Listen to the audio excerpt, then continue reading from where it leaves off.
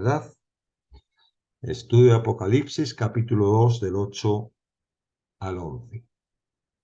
Dice, como las Escrituras ponen en claro, la persecución y las pruebas son una parte inevitable y esencial de la vida cristiana. El ejemplo de la iglesia de Esmirna enseña a todas las iglesias sobre cómo responder adecuadamente cuando hay que enfrentarlas. La carta de Cristo, elogiando a esta iglesia, se muestra en 7 aspectos sucesivos: el escritor, la iglesia, la ciudad, el elogio, el reproche, el mandato y el consejo. El escritor.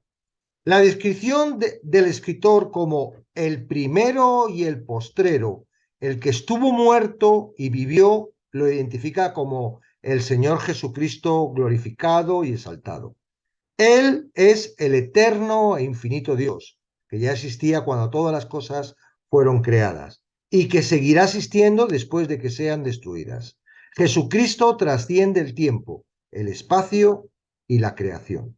Sin embargo, asombrosamente, el Dios eterno se hizo hombre, estuvo muerto y vivió. Aquí hay un misterio profundo. ¿Cómo pudo morir el que siempre vive, el que trasciende en el tiempo, el espacio y la historia? Pedro presenta la respuesta en primera de Pedro 3:18. Cristo fue muerto en la carne, pero vivificado en espíritu. Murió en su encarnada humanidad como el sacrificio perfecto por el pecado, pero ahora vive gracias a su resurrección y vive para siempre, según el poder de la vida indiscutible. Esta designación de Cristo era para traer consuelo a los perseguidores creyentes de Esmirna. Conocedor de que pasarían tiempos difíciles, Cristo les estaba recomendando que Él trasciende los asuntos temporales y que, mediante su unión con Él, ellos también. La Iglesia. A finales del primer siglo, la vida era difícil y peligrosa para la Iglesia de Esmirna. La ciudad aliada de Roma era un seminillo de adoración al emperador. Bajo el emperador Domiciano, llegó a ser un pecado capital el negarse a ofrecer el sacrificio anual al emperador. No es sorprendente que muchos cristianos se enfrentaran la muerte. El más famoso de los mártires de Esmirna fue Policarpo, ejecutado medio siglo después del tiempo de Juan. La ciudad. Esmirna era una incondicional aliada de Roma. En realidad, sus ciudadanos están tan infatuados con Roma que en 955 a.C. construyeron un templo en el que se adoraba a Roma. Aunque Efesio y Pérgamo la igualaban o sobrepasaban en importancia económica y política, se decía que Esmirna era la ciudad más hermosa en Asia. En un extremo estaba el templo de Cibeles y en el otro el templo de Zeus. Entre ambos extremos se hallaban los templos de Apolo, Esculapio y Afrodita. En la actualidad existe en la ciudad turca llamada Izmir. El elogio. Comenzó a elogiar a estos creyentes asegurándoles que él conocía su tribulación. La iglesia en Esmirna estaba enfrentando una intensa persecución por causa de su fidelidad a Jesucristo. Había 3 razones para tal hostilidad. Esmirna había sido fanáticamente devota a Roma durante varios siglos. No es sorprendente que la ciudad fuera un centro principal de culto y adoración al emperador, aunque los cristianos voluntariamente se sometían a la autoridad civil del emperador. Se negaban a ofrecer sacrificios y a adorarlo. Por rechazar esto, se les acusó de rebeldes. En segundo lugar, los cristianos rechazaban participar en religiones paganas en general.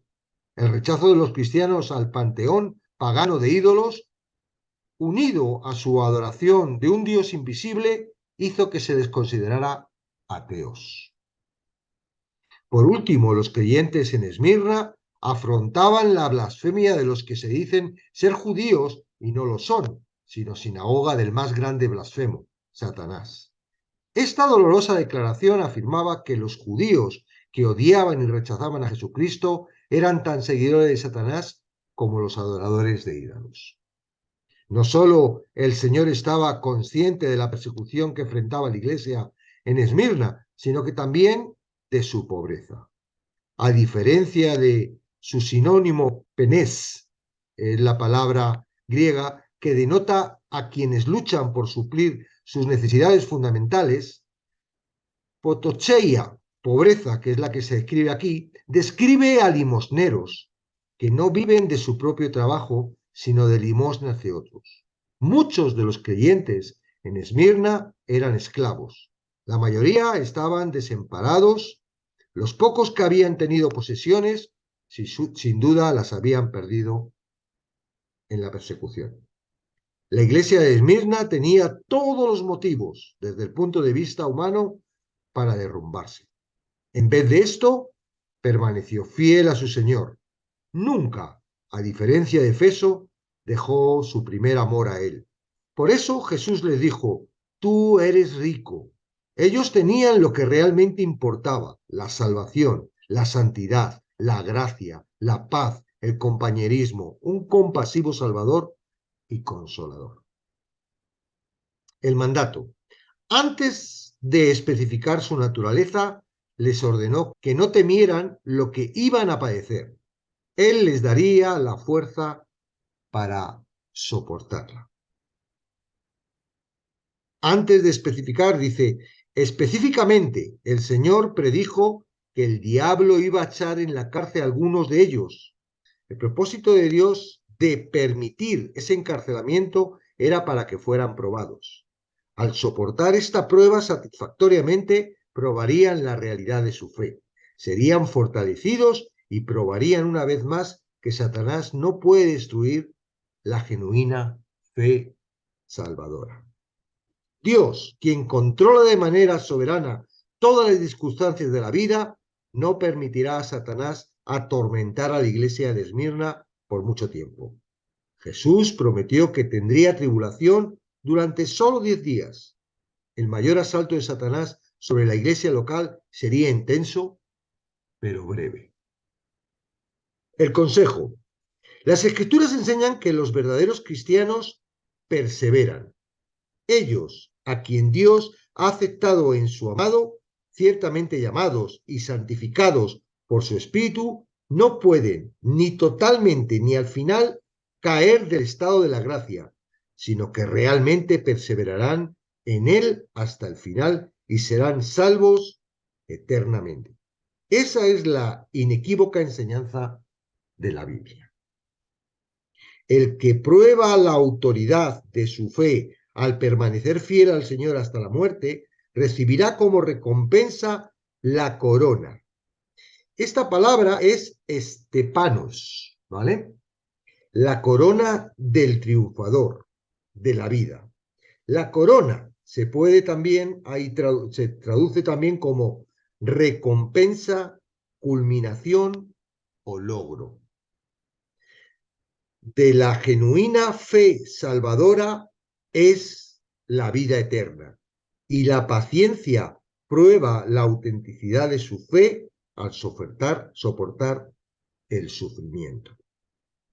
La perseguida, sufrida, pero fiel iglesia de Esmirna se levanta en todo tiempo como ejemplo de quienes, con corazones buenos y rectos, retienen la palabra oída y dan fruto con perseverancia.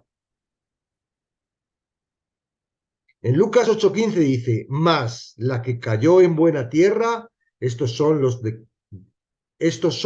los que con corazón bueno y recto retienen la palabra oída y dan fruto con perseverancia. Como finalmente lo confesaron delante de los hombres, Jesús lo confesará delante del Padre. En Mateo 10:32 dice, a cualquiera pues que me confiese delante de los hombres, yo también le confesaré delante de mi Padre que está en los cielos.